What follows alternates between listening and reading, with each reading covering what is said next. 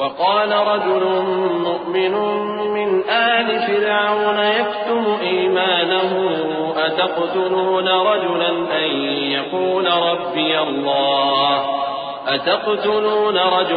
أن يقول ربي الله وقد جاءكم بالبينات من ربكم وإن يك كاذبا فعليه كذبه وإن يك صادقا يصبكم بعض الذي يعدكم إن الله لا يهدي من هو مسرف كذاب يا قوم لكم الملك اليوم ظاهرين في الأرض فمن ينصرنا من بأس الله إن جاءنا قال فرعون ما أريكم إلا ما أرى وما أهديكم إلا سبيل الرشاد. اور فرعون کے لوگوں میں سے ایک مومن شخص جو اپنے ایمان کو پوشیدہ رکھتا تھا کہنے لگا، کیا تم ایسے شخص کو قتل کرنا چاہتے ہو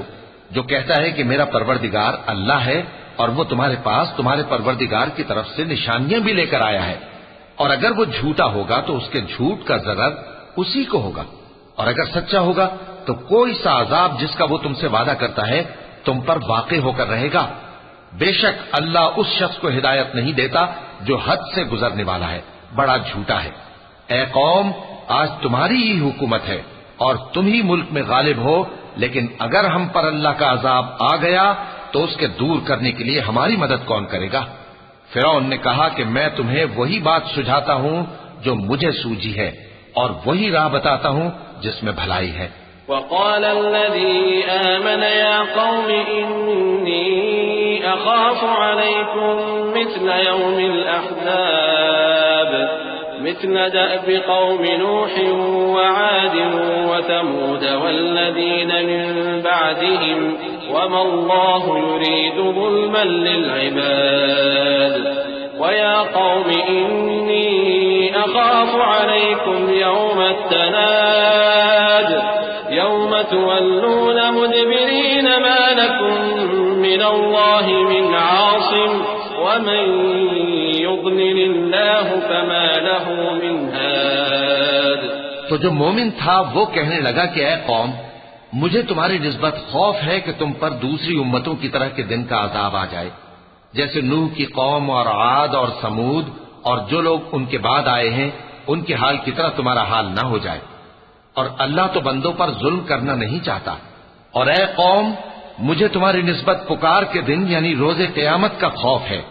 جس دن تم پیٹ پھیر کر قیامت کے میدان سے بھاگو گے، اس دن تم کو کوئی عذاب الہی سے بچانے والا نہ ہوگا، اور جس شخص کو اللہ گمراہ رہنے دے اس کو کوئی ہدایت دینے والا نہیں. وَلَقَدْ جَاءَكُمْ يُوسُفُ مِنْ قبل بالبينات فما زلتم في شك مما جاءكم به حتى إذا هلك قلتم لن يبعث الله من بعده رسولا كذلك يضل الله من هو مسرف مرتاب. الذين يجادلون في آيات الله بغير سلطان أتاهم كبر مقتا عند الله وعند الذين آمنوا كذلك يطبع الله على كل قلب متكبر جبار.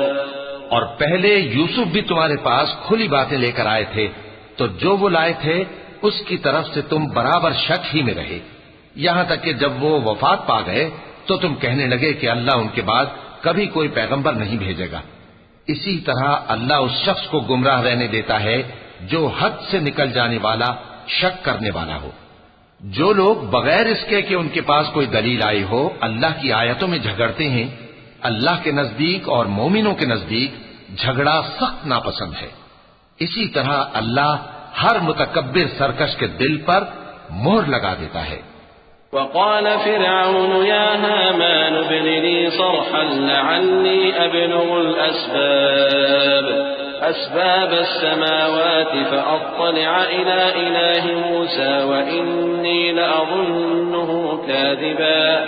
وكذلك زين لفرعون سوء عمله وصد عن السبيل وما كيد فرعون إلا في تباب.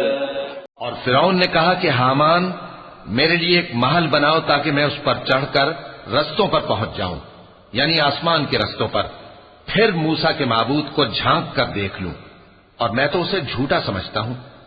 اور اسی طرح فرعون کو اس کے اعمال بد اچھے معلوم ہوتے تھے اور وہ رستے سے روک دیا گیا تھا، اور فرعون کی تدبیر تو بیکار تھی